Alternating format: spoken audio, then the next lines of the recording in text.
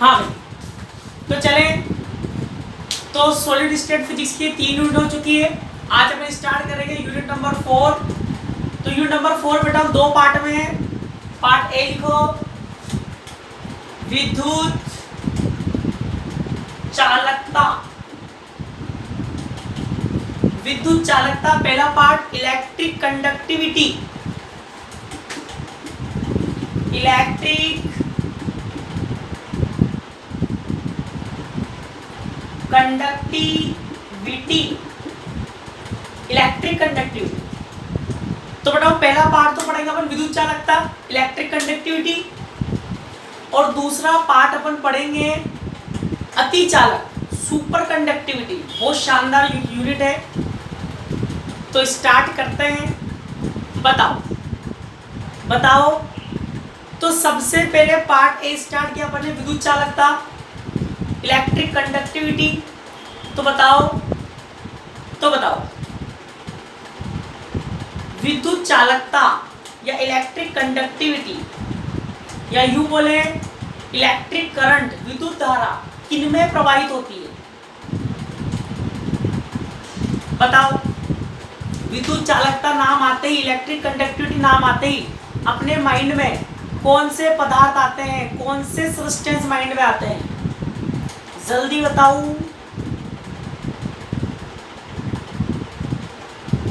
जल्दी बताओ। जिसमें मुक्त इलेक्ट्रॉन होते हैं। किसमें होते हैं बबलू? अरे बबलू किसमें होते हैं? Metallic ionic compound. Very good, very good. तो बेटा धातुओं में क्या बहती है? धारा बहती है। और अपन क्या बोलते हैं, जो मेटेलिक है उनमें करंट फ्लो होता है, ठीक है। चालकों में क्या बहती है? धारा बहती है। कंडक्टर्स में करंट फ्लो होता है, ठीक है। अब आप मुझे बताओ, धातुओं में जो धारा बहती है, धातुओं में जो धारा बहती है, मेटेलिक्स में जो करंट फ्लो होता है, वो क्यों होता है?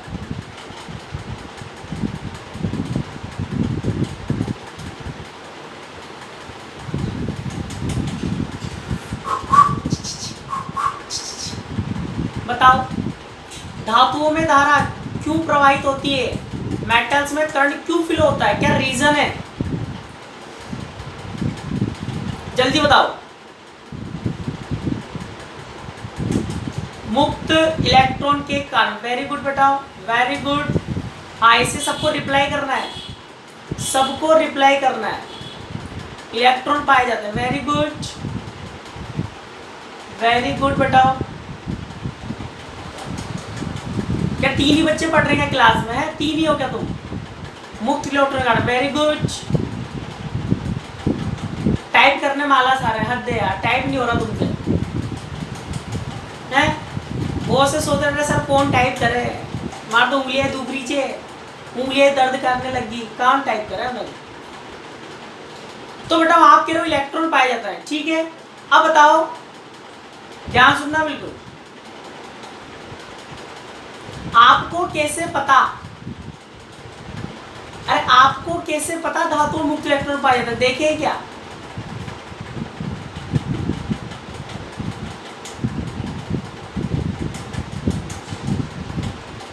आपको कैसे पता?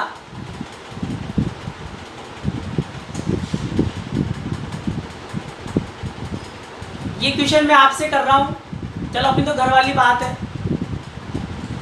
अपनी तो घर वाली बात है ना। देखो, तो कोई दूसरा कोई तुम्हें बाहर पकड़ ले, रास्ते में बोले बता धातु में धारा बहती है, तुमको हाँ बहती है, तो तुमसे पूछे कि क्यों बहती है, तुमको अगर मुक्त इलेक्ट्रॉन के कारण मुक्त इलेक्ट्रॉन पाए जाते हैं, ठीक है। फिर आपसे कहेगा बेटा तूने देखे क्या? अरे तूने देखे क्या, तुझे कैसे पता? अब बताओ, साइंटिस्ट ने देखा होगा। तो क्या कभी किसी मास्टर ने ऐसा कहा क्या? क्या कभी किसी मास्टर ने ऐसा कहा क्या इस फलाने साइंटिस्ट ने इस एक्सपेरिमेंट से, इस फलाने साइंटिस्ट ने इस एक्सपेरिमेंट से मुक्त इलेक्ट्रॉन होते हैं? मैंने बताया, हाँ मैंने तो बताया ही है। मैं तो बता सकता हूँ बेटा, क्योंकि मुझे रीजन पता है। ध्यान से सुनना बिल्कुल। 11th क्लास से आपको बताया जाता है, 11th क्लास से आपको बताया जाता है कि धातुओं में मुक्त इलेक्ट्रॉन पाए जाते हैं। क्या कभी आपको कोई ऐसा टॉपिक लिखाया गया है क्या 11th से लेकर बीएससी फाइनल ईयर में आगे तो?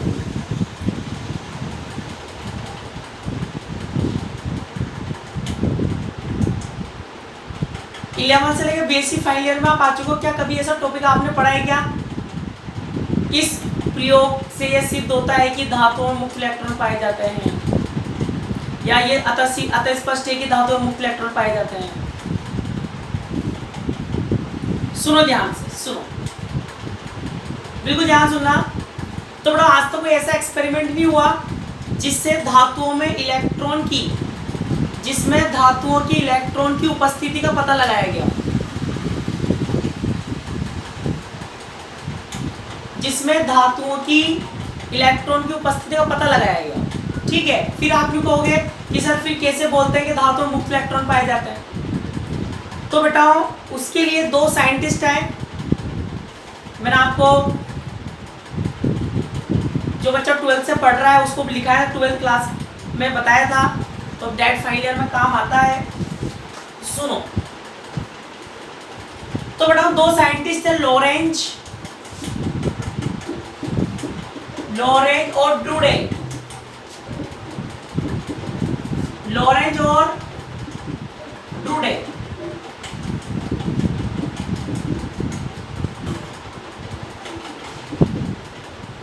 लॉरेंज और ड्रूडे दो साइंटिस्ट थे, लॉरेंज एंड ड्रूडे।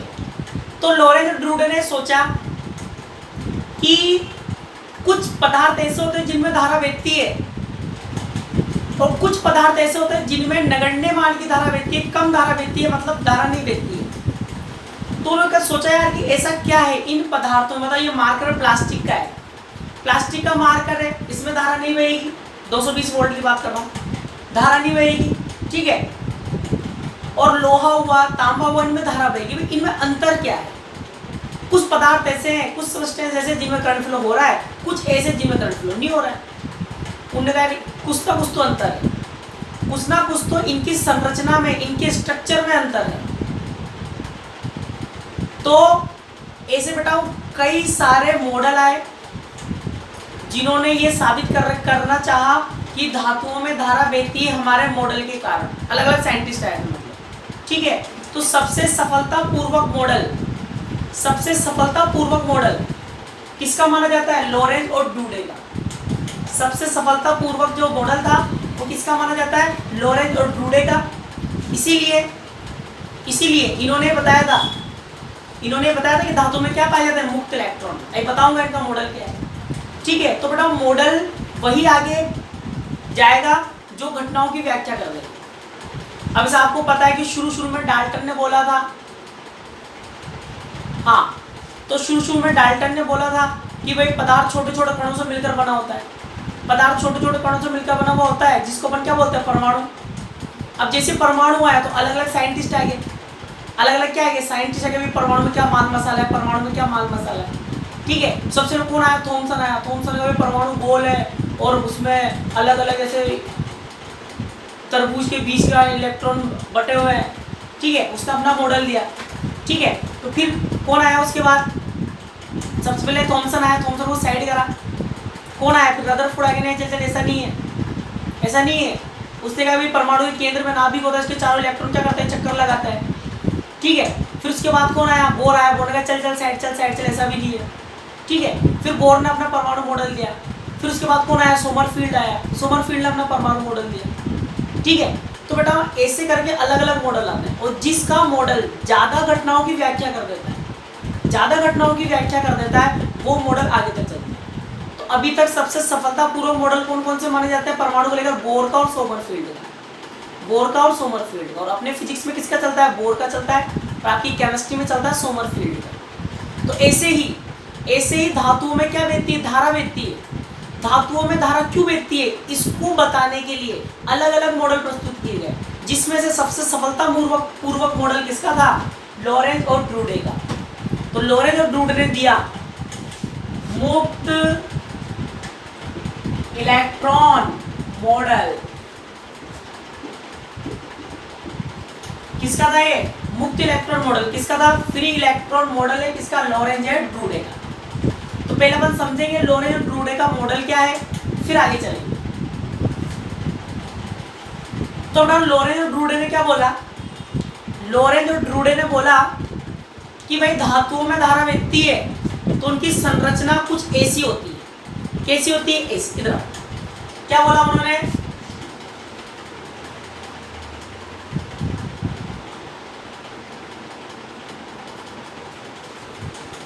ध्यान सुनना बेटा, एक तो होते हैं चालक कंडक्टर, एक होते हैं इंसुलेटर। दोनों के परमाणुओं में, दोनों के एटम में क्या डिफरेंस है? एक तो होते हैं कंडक्टर, एक होते हैं इंसुलेटर, एक होते हैं चालक, एक होते हैं कुचालक। दोनों के परमाणुओं में क्या अंतर है? दोनों के एटम में क्या डिफरेंस है?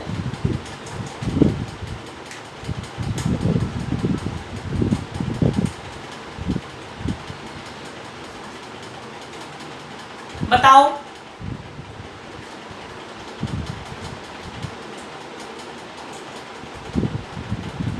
एटम की बात कर रहा हूं बेटा, एटम की। देखो बबलू बेटा, होल और मुक्त, होल तो सेमीकंडक्टर में आते हैं यार, सेमीकंडक्टर में आते हैं होल, तो अर्धचालक में आते हैं। देखो यार,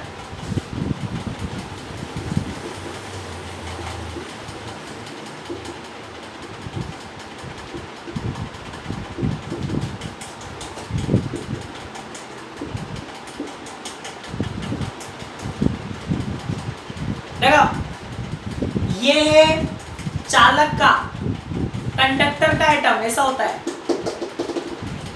और इंसुलेटर का, कुचालकों का ऐसा होता है। अब तुम पूछो सर डिफरेंस क्या है? सर डिफरेंस क्या है? तो बेटा डिफरेंस क्या है, इधर आओ। डिफरेंस ये है कि चालकों के, कंडक्टर के जो इलेक्ट्रॉन्स होते हैं उनका नाभिक से दूरी क्या होती है? ज्यादा होती है। मतलब जो कंडक्टर होते हैं, जो चालक होते हैं, उनके संयोजी इलेक्ट्रॉनों पर, वैलेंसी इलेक्ट्रॉनों पर नाभिक का आकर्षण बल बहुत कम होता है। न्यूक्लियाई का अट्रैक्शन फोर्स कम होता है किस पर? वैलेंसी इलेक्ट्रॉनों पर। जबकि कुचालकों में क्या होता है कि नाभिक का संयोजी इलेक्ट्रॉन पर आकर्षण बल क्या होता है? ज्यादा होता है। ज्यादा क्या होता है? ज्यादा होता है। ठीक है, तो इसीलिए ये जो इलेक्ट्रॉन है चालकों में, धातु में जो इलेक्ट्रॉन होते हैं संयोजी इलेक्ट्रॉन, वो अल्प ऊर्जा से, मतलब अल्प आकर्षण बल से बंधे हुए होते हैं, और थोड़ी सी ऊर्जा देने पर ये क्या हो जाता है? मुक्त हो जाते हैं। क्या हो जाते हैं? मुक्त होते हैं, ये फ्री होते हैं बाहर वाले इलेक्ट्रॉन। ठीक है, तो देखो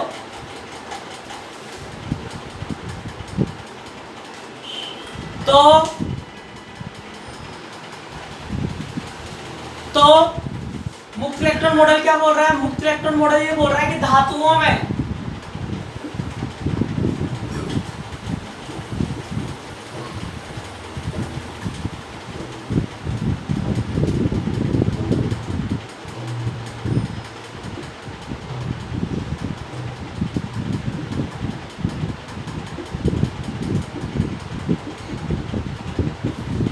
धातुओं में धनात्मक आयन, धातुओं में धनात्मक आयन निश्चित स्थान पर जमे हुए होते हैं। अभी को धनात्मक आयन क्यों बोल रहे हैं? अभी भी मैंने आपको क्या बताया? कि धातुओं में जो संयोजी इलेक्ट्रॉन है उस पर नाभिक का आकर्षण बल क्या होता है बेटा? कम होता है। तो जब नाभिक का आकर्षण बल कम होगा तो अल्प ऊर्जा से वो इलेक्ट्रॉन क्या हो जाएगा? मुक्त हो जाएगा। और बताओ, जब परमाणु इलेक्ट्रॉन त्याग देता है, जब परमाणु इलेक्ट्रॉन त्याग देता है तो क्या बन जाता है? धनात्मक आयन, पॉजिटिव आयन्स बन जाते हैं। तो ये सब क्या है? परमाणु है। क्या है बबलू? एटम से, ये पॉजिटिव आयन्स है। तो जब पॉजिटिव आयन इलेक्ट्रॉन, एटम जब इलेक्ट्रॉन त्याग देगा तो क्या बन जाएगा? पॉजिटिव आयन्स बन जाएगा, धनात्मक आयन बन जाएगा। ठीक है, तो उन्होंने क्या बोला? धातुओं में धनात्मक आयन, पॉजिटिव आयन निश्चित स्थान पर जमे हुए हैं, निश्चित स्थान पर फिक्स्ड है। और इस धनात्मक समुद्र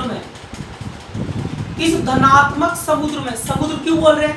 क्योंकि बहुत सारे धनात्मक आयन हैं, बहुत सारे। समुद्र का मतलब क्या होता है? ऐसी जगह जहां पर मात्रा क्या हो? अत्यधिक मात्रा। ठीक है, वो समुद्र कहलाता है। तो यहाँ भी क्या धनात्मक आयनों की संख्या अत्यधिक है, तो क्या बोलेंगे धनात्मक समुद्र। इस धनात्मक समुद्र में इलेक्ट्रॉन अनियमित गति करता है। कौन सी गति करता है? अनियमित गति। तो ये बोला किसने? अरे किसने? लॉरेंज और ड्रूडे ने। तो इस मॉडल के आधार पर इस व्याख्या की गई कि धातुओं में मुक्त इलेक्ट्रॉन पाए जाते हैं। उन मुक्त इलेक्ट्रॉनों के कारण धातुओं में क्या बहती है? धारा बहती है।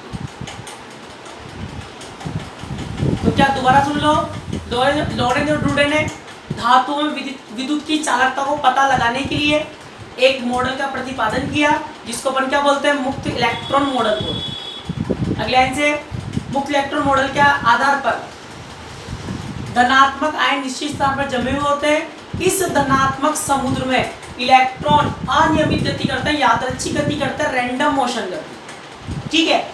और ये इलेक्ट्रॉन स्वतः ही धातु के पृष्ठ से बाहर नहीं आते हैं, ये बाहर नहीं आएंगे स्वतः ही, ठीक है। ये मुक्त इलेक्ट्रॉन धातु के पृष्ठ से बाहर नहीं आते हैं, ठीक है। बाहर कब आएंगे? जब इनको ऊर्जा प्रदान की जाएगी, जब इनको ऊर्जा प्रदान की जाएगी। जैसे पानी को अपन गर्म करते हैं, पानी को अपन गर्म करते हैं तो पानी वाष्प के रूप में बाहर आ जाता है। ऐसे ही इनको ऊर्जा देने पर इलेक्ट्रॉन ऐसे बाहर आते हैं, ऐसे ही इनको ऊर्जा देने पर इलेक्ट्रॉन ऐसे बाहर आ जाते हैं जैसे पानी को गर्म करने पर जल के कण, पानी के कण वाष्प के रूप में बाहर आ जाते हैं। और आपको पढ़ाया गया था कि बताओ धातु के पृष्ठ से बाहर निकालने के लिए, इलेक्ट्रॉन को धातु के पृष्ठ से बाहर निकालने के लिए कितनी विधियों का उपयोग करते हैं?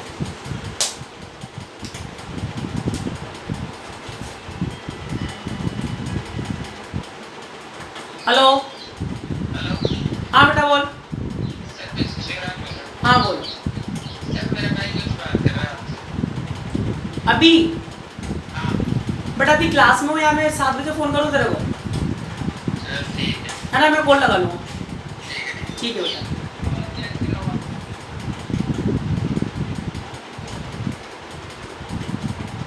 हाँ तो बताओ, माइक ऑन हो गया। इलेक्ट्रॉन को धातु के पृष्ठ से कैसे बाहर निकाल सकते हैं? कितने प्रकार से बाहर निकाल सकते हैं?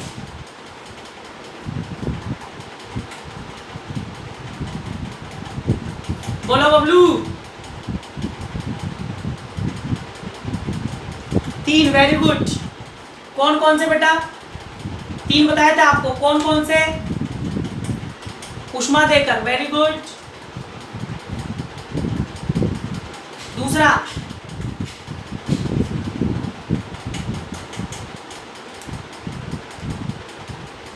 देखो 3 लिखाया था आपको। पहला, वेरी गुड, पहला था क्षेत्र उत्सर्जन, क्षेत्र उत्सर्जन, फील्ड इमिशन, फील्ड इमिशन। दूसरा ताप आयनिक उत्सर्जन, ताप आयनिक उत्सर्जन, हीट इमिशन, थर्मल इमिशन बोल सकते हो इसको, थर्मल इमिशन। थर्ड नंबर प्रकाश विद्युत प्रभाव, ठीक है। तो बेटा क्षेत्र उत्सर्जन में फील्ड इमिशन में अपन क्या करते हैं? एक चालक छड़ लेते हैं, दोनों सिरों पर क्या टिका देते हैं? बैटरी। विभवांतर लगा देते हैं, पोटेंशियल लगा देते हैं। पोटेंशियल लगाते ही इलेक्ट्रॉन को क्या मिलती है? ऊर्जा मिलती है। ऊर्जा मिलते ही कहाँ जाते हैं? बाहर आ जाते हैं, ठीक है। तो इस यूनिट में अपन इसी विधि से अपन इलेक्ट्रॉन को बाहर निकालेंगे। दूसरा ताप आयनिक उत्सर्जन, सेकेंड ईयर में लिखाया था, ताप आयनिक उत्सर्जन, डशमान समीकरण, डशमान, ठीक है। तो ताप गर्म करके भी। और तीसरा प्रकाश गिराकर, प्रकाश गिराकर इलेक्ट्रॉन को क्या निकालेंगे? बाहर निकाल सकते हैं। तो ये भी पढ़ेंगे अपन, क्वांटम में आएगा। तो लिखो, पहले लिखो धातुओं में, टॉपिक डालो पहले तो मुक्त इलेक्ट्रॉन मॉडल, मुक्त इलेक्ट्रॉन मॉडल। फिर लिखो धातुओं में विद्युत की चालकता, धातुओं में विद्युत की चालकता का कारण, विद्युत की चालकता का कारण पता लगाने के लिए, विद्युत की चालकता का कारण पता लगाने के लिए लॉरेंज और ड्रूडे ने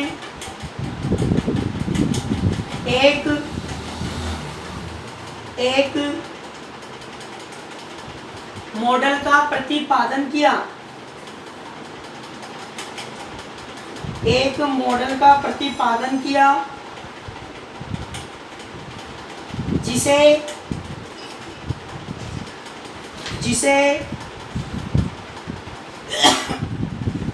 मुक्त इलेक्ट्रॉन मॉडल कहते हैं। जिसे मुक्त इलेक्ट्रॉन मॉडल कहते हैं। मुक्त इलेक्ट्रॉन मॉडल कहते हैं। अगले आंसर को मुक्त इलेक्ट्रॉन मॉडल के अनुसार, मुक्त इलेक्ट्रॉन मॉडल के अनुसार धातुओं में